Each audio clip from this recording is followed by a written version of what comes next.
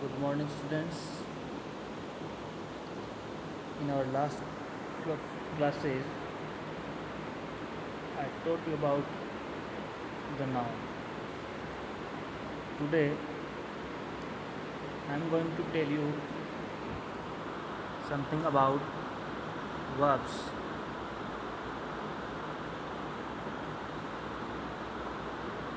The verb is also a part, part of speech.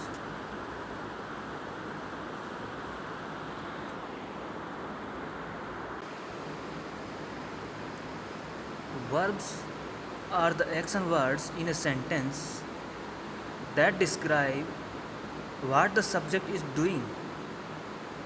Along with nouns, verbs are the main part of a sentence or a phrase, telling a story about what is taking place.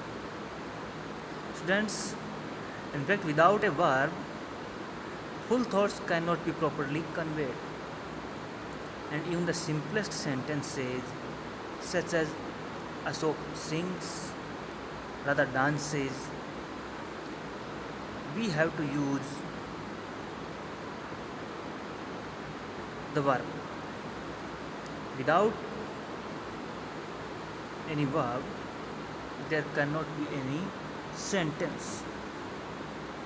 Actually, a verb can be a sentence by itself, with or without a subject. In most cases, you, when you say sing, drive, come here, go away, such expressions fall into the imperative kind of sentences, and the subject part is missing. Only the verb makes the sentence itself. So the verb part is the most important part in the sentence, because all the meaning depends on the verb. All type of changes regarding tense, mood, voice, aspect, etc. All such changes are done with the verb. Look at some sentences. He ran away. She eats chocolate cake on Sundays. The horses gallop across the fields. In these sentences, the more darker words like rain, eats, gallop are the verbs. Now, now let us know how to recognize a verb in a sentence.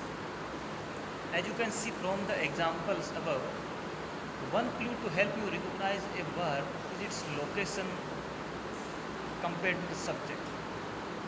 In normal sentences, let me say in declarative sentences, verbs almost always come after a noun or pronoun.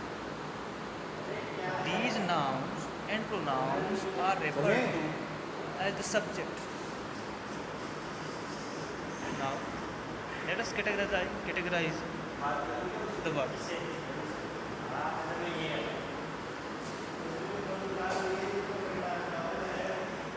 Physical verbs. Physical verbs are action verbs. They describe specific physical actions.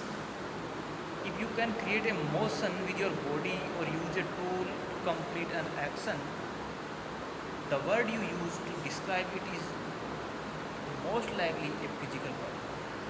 For example, Joe sat in his chair.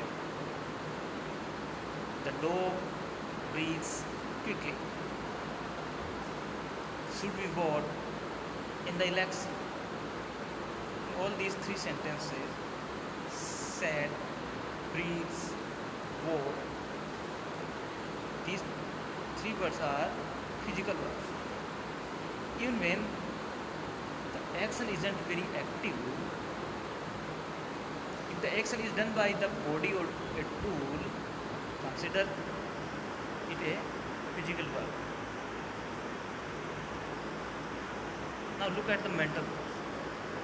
Mental verbs have meanings that are related to concepts such as discovering, understanding, thinking, or planning. In general, a mental verb refers to a cognitive state.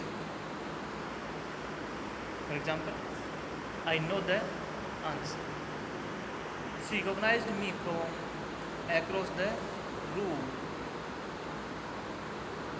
Do you believe everything people tell you? Now, as I have told you, two different types of words: mental verbs and the physical verbs. Physical verbs are related to the physical actions done by the body, and the mental verbs that pertain to the cognitive state of mind. Now, the states of being verbs, they are known as linking verbs. State of being verbs describe conditions or situations that exist. State of being verbs are inactive since no action is being performed. These verbs, forms of to be, such as am, is, are, was, were, they are usually complemented by adjectives, and these adjectives which are used after these states of verb, being verb, they complement the subject.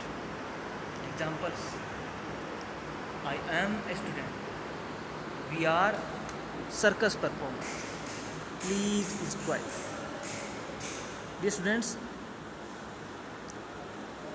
when the forms of to be verb like is, am, are, was, were, usually you say that they are auxiliary verbs, but when they are used as main verbs in the sentence and there is no lexical verb after these verbs, then they act as main verb and they are linking verbs. They are state of being verb. They complement, they take the adjective as complement, they may take noun as complement, and that complement is actually the complement of the subject. Now we have some more types of verbs about those I will tell you in our further class. For now, thank you.